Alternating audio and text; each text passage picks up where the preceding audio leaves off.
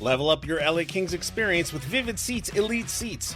All the on-ice Kings action with even more exclusive access and rewards. Enjoy great seats to the game in Section 103 along with Yamava Club access and parking included with your purchase. Plus, get a free Team LA Kings shop item at the game. Score your Vivid Seats Elite Seats tickets today and earn perks on each purchase from the only leading ticket company with a rewards program. Experience it live with Vivid Seats, the official partner of the LA Kings. Do you know the LA Kings have their own culinary partner? It's Superfood, celebrating 10 years and over 1 million meals served. Since 2020, the Kings have trusted Superfood to fuel their players. Now through Simply Lunch, you can bring that same performance-driven food to your office. Because when people eat better, they work better. Visit mysuperfood.com. That's mysuperfd.com. Or call 213-973-6145.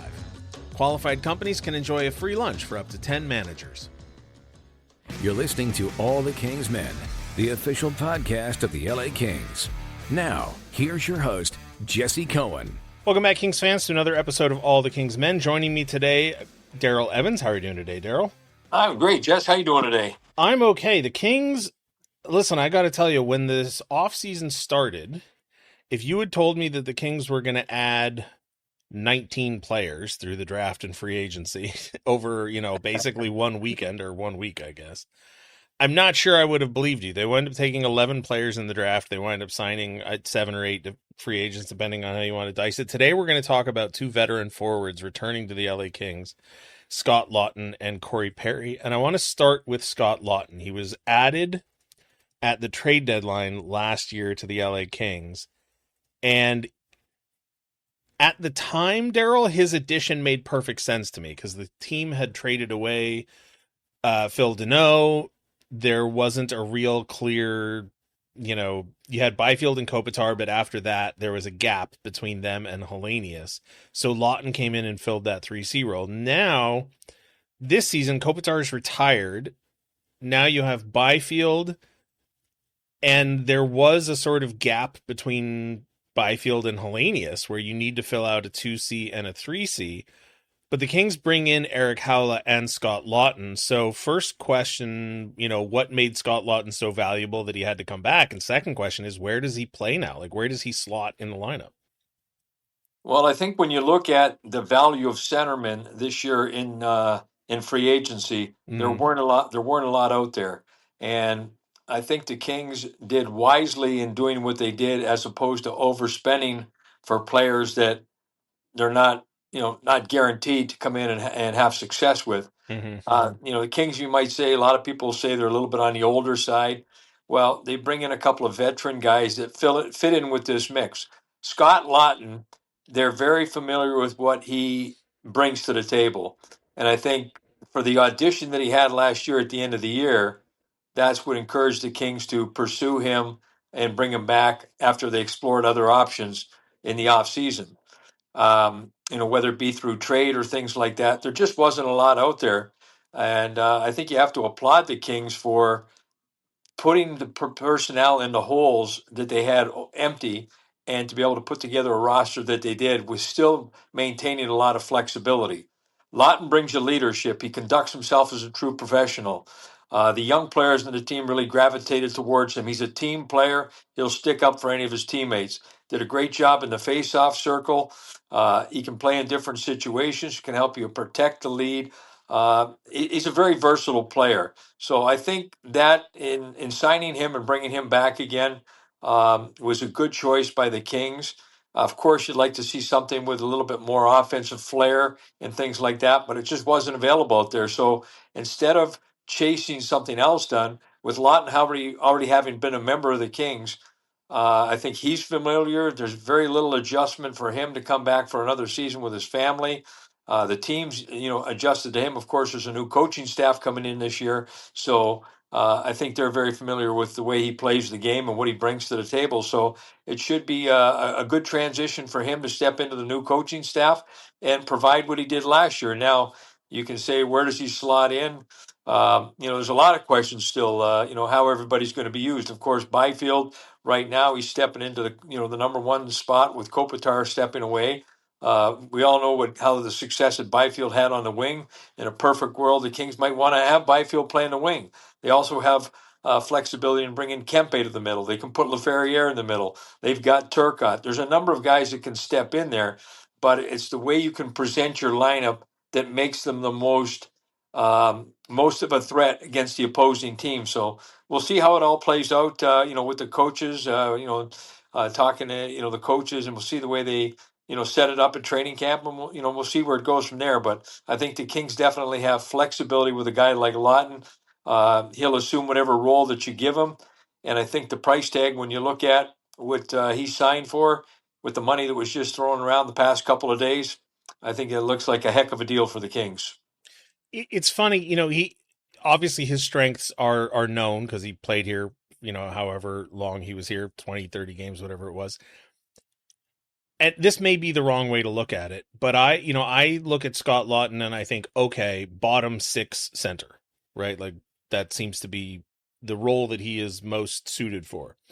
So the idea of him playing second line or top line center to me seems like, okay, if there's an injury or penalties or suspensions, whatever, he can do it for a short period of time. But looking at an 84 now game season, that's not the role I would think of him as. Right. But if he was to play 4C, I would think, okay, that's a very clear upgrade over Sammy Helenius. No disrespect to Sammy Helenius, but just veteran presence, face-off dot, locker room presence. Like Scott Laughton is, he's a 8, 9, 10-year veteran in the NHL. Like he's just a better spot there.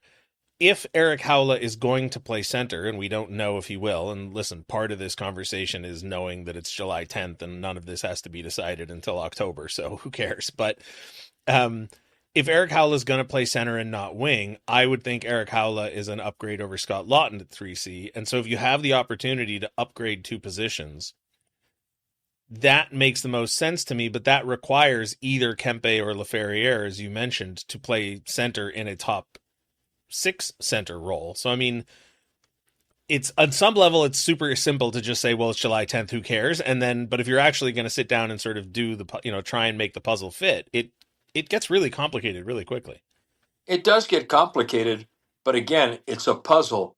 And, in different people's minds, certain guys aren't considered first line players or second line players. You have to look at chemistry. In a line that played for the Kings for a number of years, with Anze Kopitar centering Iafallo and Dustin Brown, there was a lot of people that questioned whether Dustin Brown and Iafallo should be on the first line. But that was one heck of a pretty good first line because they learned to play with Kopitar. Kopitar learned to play with them, and they all complemented each other. So I think chemistry is going to be the key to the success for the Kings, the way they distribute the guys and where they play. Now, when you look at the personnel that they have in place, the addition of Zuccarello, you get a healthy Kevin Fiala back. First time that we're going to see Fiala alongside Panarin in the lineup. There's a lot of options out there. So they've got a lot more depth. Now it's just a matter of finding how you get the most out of it. And if they're able to do that, they should be able to create more offense with a new system, a fresh voice coming into the locker room. And I don't think it really matters where you slot on the team. It's how productive and what you can bring to the table to allow the group to be able to succeed. Scott Laughton's strengths include off the ice stuff, right? In a way that when Jack Campbell played here, I would tell people, if you just mention Jack Campbell's name, a line forms out your door automatically of people waiting to tell you what a great guy he is. That's how it was with Scott Laughton. I don't even think the plane had touched down, and we were just hearing from people in Toronto and Philadelphia. Just couldn't wait to tell you what an incredible locker room presence this guy was, what a great teammate he was, and it obviously played out here in LA, right? Like he lived up to the hype and more. When you have a team with an entirely new coaching staff, I mean, I know Chris Height has been in the organization, but he comes up to be an assistant coach for the Kings, and Derek Johnson has been here for a few years. But, Ray Whitney and Phil Housley and Peter Laviolette are new voices. Ken Holland is still a relatively new voice. Anze Kopitar is now retired, and so yes, you've got Adrian Kempe and Drew Doughty and Mikey Anderson and guys that have been there and have been in the locker room, but how important is it for a new coaching staff to have that vat of glue sitting in the corner where Scott Laughton sits, that's going to hold the team together just by virtue of their personality. Yeah, I think it's just looking at the confidence of the coaching staff that's in place, led by Laviolette. He's got a lot of confidence. He brings a great history with him. He's had real big impact, especially in the first season with teams that he's gone to, the new teams that he's gone to. Getting a chance to meet Phil Housley, looking at his work over the years. Again, a wealth of experience there. A great player in his own in his game, and I think he can help out a young defenseman like Brant Clark, who's really trying to cut his teeth this year and take over that number one position and evolve into that offensive type of player that the Kings have hoped that he would become with the new contract and that. And then Whitney, a lot of experience. Again, a guy who special teams. When you look at special teams, like a different voice there. So I think collectively as a group, they're going to get everybody's attention. And I think when you have veteran players like guys like Laughton, when you get guys like that to buy in, that really helps the rest of the crew jump on the ship as well. Laughton's a guy that he's a team first guy. He's not looking out there. Of course, at the end of the day, he wants to win a Stanley Cup, but he also knows he can't put the team on his shoulders to be able to do that. He knows what his role is. He plays within his means. He's not looking to go out next year and score 60 goals and have 150 points and play every power play. He'll be the guy doing all the little things that most fans aren't going to be able to notice.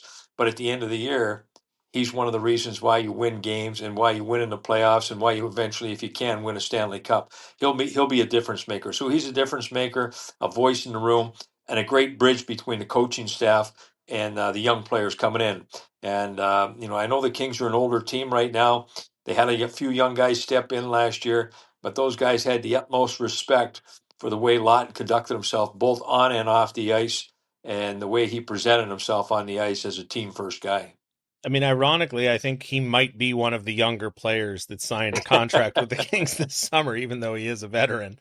But I mean, so, last summer, at the end of last offseason, talking to Zach Dooley and people and getting ready for the season, it was like, okay, we know exactly what the top nine is going to look like. It's going to look exactly like it did at the end of the previous season, right? The 23-24 end of that season heading into 24-25, or maybe end of 23-24. No, 24-25. I don't know what year it is anymore, Daryl. I think you know what I mean. I know where you're going. This year, I have no idea what the lineup's going to look like, but again, having Scott Laughton, who played with, at least half the guys in the locker room, it's got to be, any consistency, or not consistency isn't really the word I'm looking for, continuity. Any continuity's got to be helpful, right? Right. Yep. I think that, the Kings over the last few years, whether under Jim Hiller, even before that, DJ Smith, they've got interchanged players. They've changed lines. A lot of times when they were going with, let's say, 11 forwards, everybody had a chance to play with everybody. Of course, Laughton and Perry, they weren't the big parts of when they were doing it a couple of years ago.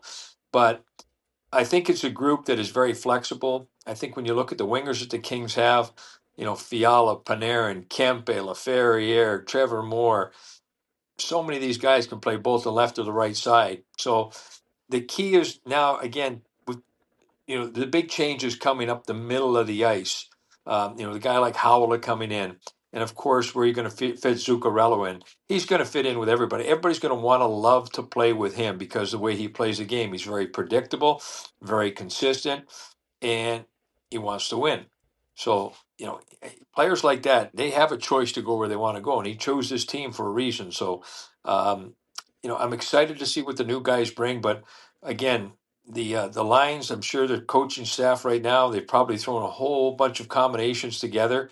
We'll see it once when it comes to training camp, the way they initially present themselves. Of course, it's a shortened preseason this year with only 4 games, so you're not going to have 8 or 10 games to be able to throw things together. So it's going to be a little bit of a learn on on the go, so to speak. But being veterans, it's a little bit easier to do that. I think young players, it's more important for young players to really have consistent line mates and things like that. So it takes away the stress and strain from playing the game. It just allows them to be able to focus and go out there.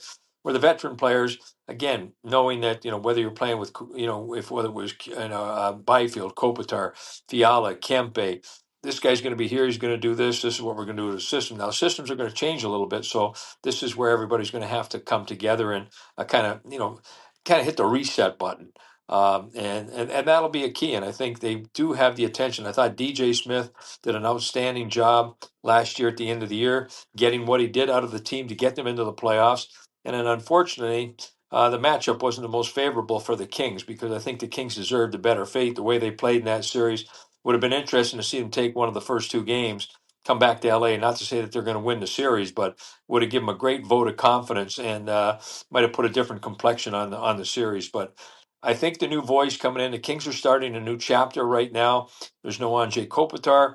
And again, nothing against DJ Smith, but I think a new voice and Peter Lavalliette, with the way the credentials that he brings, I think it's a great way to start things off. So when you do that, you're looking at new combinations. I'm sure all the players right now, they're not sitting there saying, okay, Jesse, you and I play together at the end of the year with so and so. We'll be back together next year. I don't think there's anybody's taking anything for granted right now.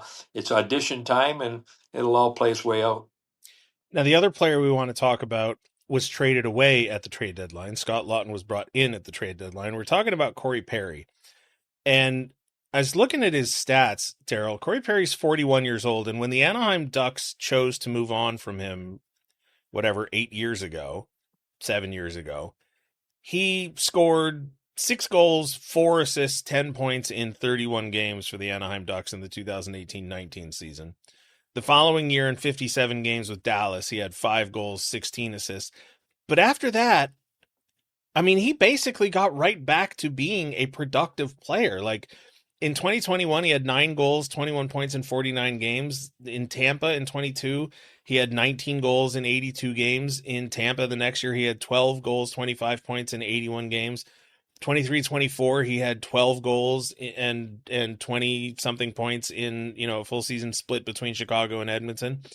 19 goals in Edmonton in 24-25, and between LA and Tampa last year, 17 goals and 36 points. Like, okay, he's not the Hart Trophy winner he was. He's not 104 or no, excuse me, that was penalty minutes, not points. He's not the 98 point player he was earlier in his career, but for 41, like, he's still, I'm kind of shocked at how productive he's been in the last 5-6. I in my mind, I had it going like, okay, well, sure, the Ducks moved on from him because he started to decline, but he still has some, qualities left in him. But looking at it, it's like, no, the production picked back up about a year after he left Anaheim, and I don't think it's really dipped since then.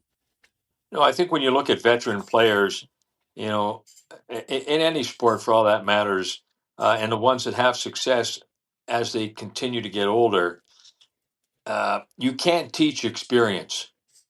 The only way you get experience is going through things. And let's face it, Corey Perry's seen a lot of things in the game, both on and off the ice. And he's played with a lot of great players, some of the best players that have ever played our game. And he's found a way to be able to adjust. Playing in Edmonton with arguably the number 1-2 duo in the NHL, and Draisaitl and McDavid, playing alongside them and finding a way to have an impact on that line, being on the power play with them. That just goes to show you his willingness to do what it takes to be able to contribute to the success of a hockey club. The way he conducted himself both on and off the ice with the Kings, he was a great leader for the young players. One of the first players on the ice for practice, one of the last players off. Loved being out there working on his game. He understands where he's at. He knows he's not, you don't have the speed that you had, but you have a mind that works quicker than your feet probably ever worked in his career for him. He was never known as one of the best skaters, Corey Perry, but you talk about a heart and soul guy giving you it as all. I mean, I got the utmost respect for him for how many times he jumped in when he was a member of the Kings this year to the aid of his teammates. Mucking around the crease, taking a punch, taking a stick to the head, getting in the goalie's face, and combating those guys in the crease area. You just got to applaud a guy for doing that. So you talk about leading by example. That's exactly what you want to see your young players do. And I think the Kings at the end of the year. I remember when he left. I said if he does become free again at the end of the season, doesn't resign with the team that he went to, I said, boy, I'm sure the Kings would be a team that would have interest in bringing him back again because of what he did. And it's great to see that he's back with the Kings again. I still think he's got a lot to give.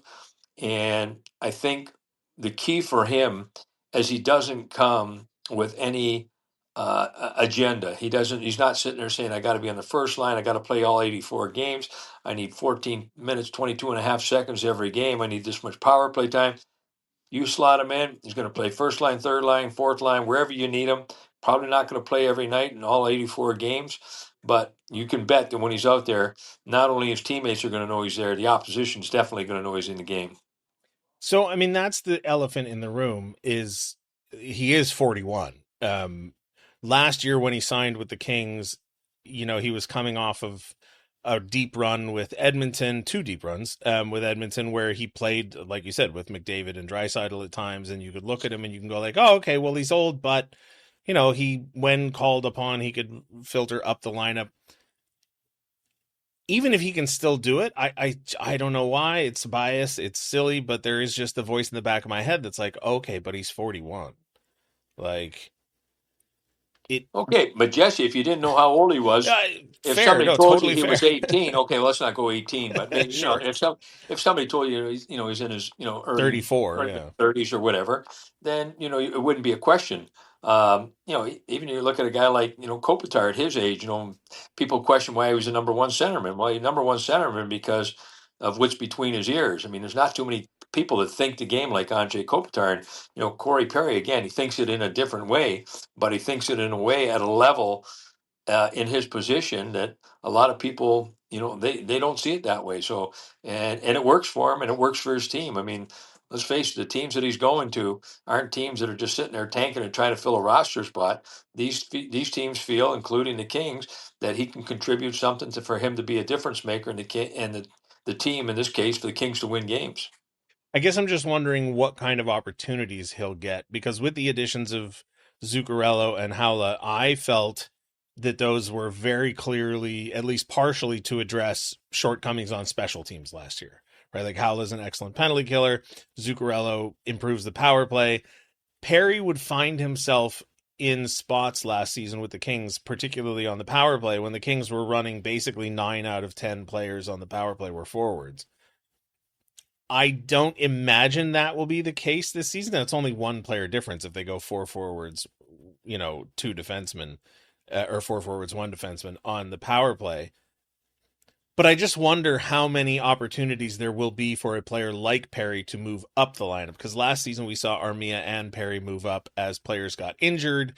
Deneau got traded. Fogle was having a soft year scoring wise. Like, there were chances for players who were signed to very clearly bottom 6 roles to elevate and move up and get points. I'm just wondering how many opportunities, and there's no way of knowing. It's not even training camp yet. It's July, so who knows? But that's just in the back of my mind. Is like, well, how many chances will he even get to contribute?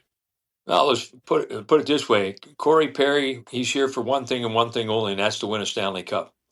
So if Corey Perry's sitting on your fourth line, he's not in the lineup every night, and your team's winning 75% of his games, Corey Perry's going to be your biggest cheerleader. He's going to be the guy who's going to support it most. Now, of course, if things aren't going well, then he's going to look for his opportunity to be able to move up. If guys like Panarin, Fiala, and all those guys do their job, and let's say the power play's hovering at 22, 23%, they're up in the top third of the league, he knows he's not going to get a lot of power play time.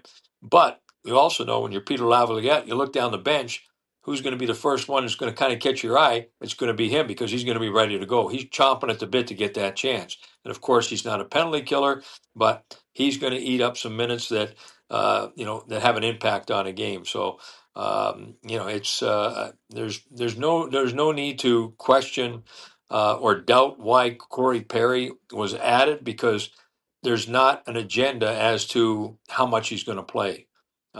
He's coming here to help the hockey club win, and if the hockey club is winning with him in the lineup doing his thing, then it's a win-win for everybody.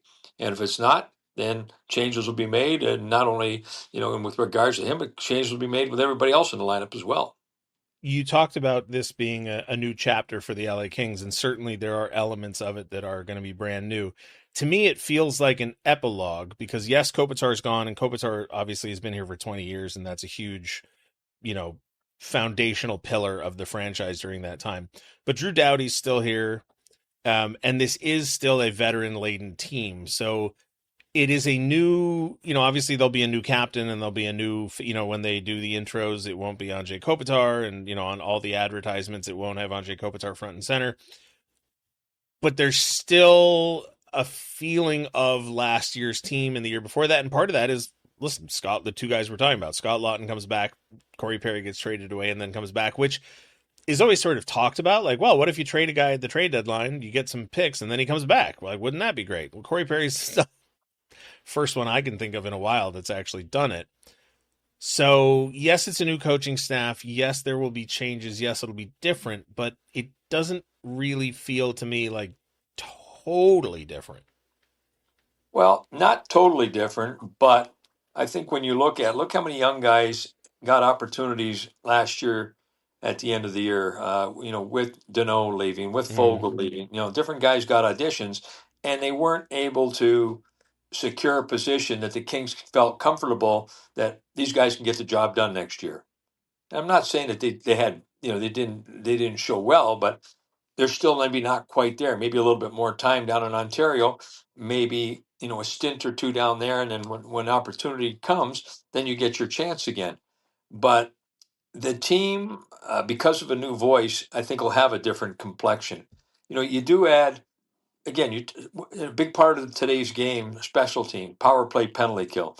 You've got two guys that are going to come in and have a chance to make those a difference. That's Howla and Zuccarello. You're also going to get Kevin Fiala back on a power play as well. That's going to be a huge impact. The guys that they added back on defense, Pernovich and Gustafson. I mean, these are guys that you might not sit there and say they're clear roster spots. They're going to challenge for a position. So if one of those guys make their way in a lineup, all of a sudden now 20% of your roster is turned over. That's fair. So, Yeah. I know it's a lot of the same, but I think when you look at the Kings roster last year, they made it to the playoffs. They didn't find a way to have success against Colorado. I don't know if anybody can sit there and say that anybody on the LA Kings last year exceeded expectations, that anybody had a career year last year. I don't think you can say that about anybody. Guys had decent years, but I don't think anybody knocked it out of the park where anybody would question, gee, I don't think he can ever do that again. I think every player has a higher ceiling than they performed at last year.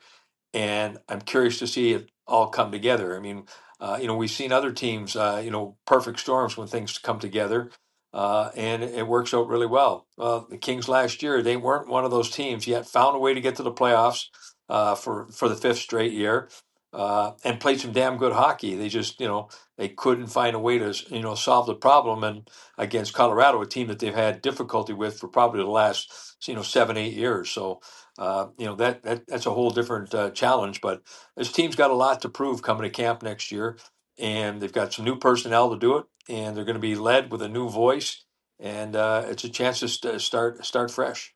Yeah, now I guess you just have to hope that the rest of the Pacific Division, who is also in a similar, I don't think anybody in the, I guess Anaheim had a pretty big over performing season, but I don't expect them to repeat that, and you just have to hope that San Jose doesn't leap forward now to take their spot. Well, let's face it. I mean, both those teams have been on the rise for the last few years. They've done a great job at drafting, a credit to their scouting staffs and things like that. Um, I think we'll all agree that Celebrini's one heck of a hockey player, and he looks like to be the real deal. He's only been in the league a couple of years.